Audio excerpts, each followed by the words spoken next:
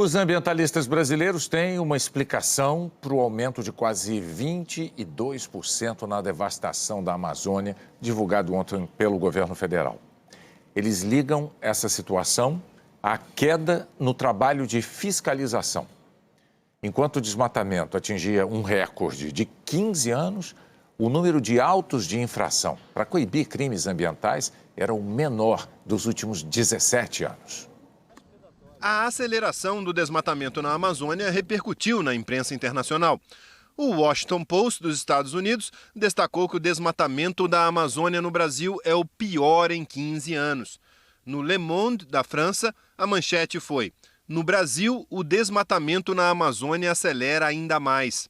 O Guardian, do Reino Unido, destacou que o desmatamento na Amazônia brasileira chegou ao maior nível desde 2006.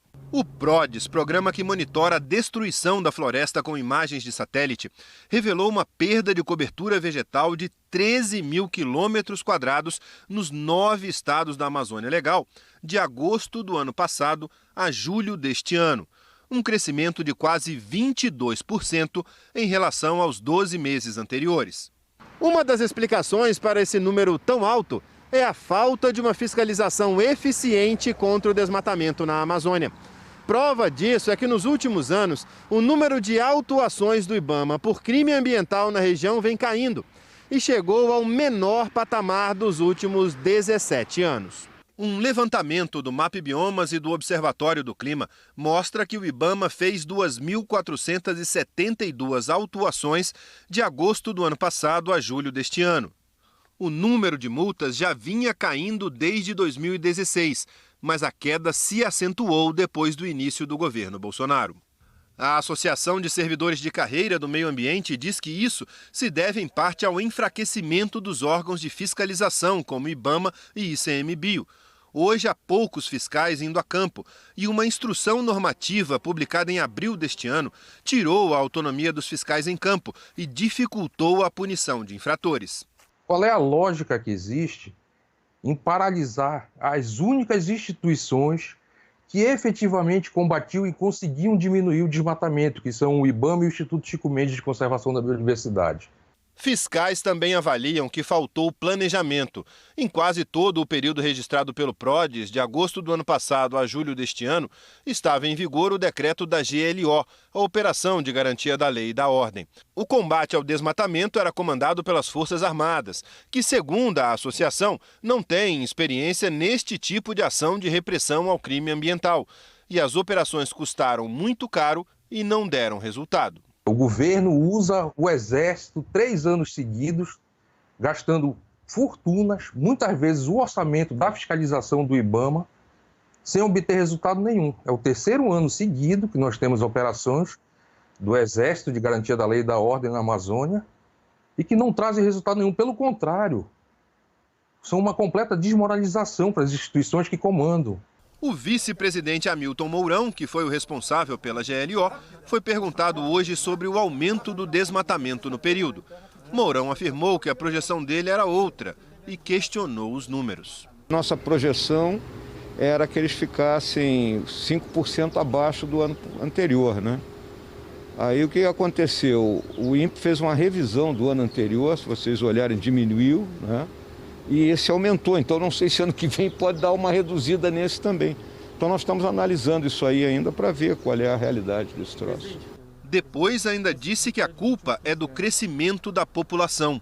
Olha, o que acontece é o seguinte, existe uma pressão do avanço da, vamos dizer, não vou dizer da civilização, né? Um avanço das pessoas que moram no centro-sul do Brasil para áreas de terras não ocupadas na Amazônia, né? Então há essa pressão. Assim como o ministro do Meio Ambiente, Mourão disse que só ficou sabendo dos dados fechados pelo INPE ontem. Mas o INPE concluiu o documento com os dados do desmatamento no dia 27 de outubro e desde essa data ele já estava disponível para divulgação. A TV Globo apurou que esse relatório foi enviado ao Ministério da Ciência e Tecnologia, ao qual o INPE é subordinado, no mesmo dia.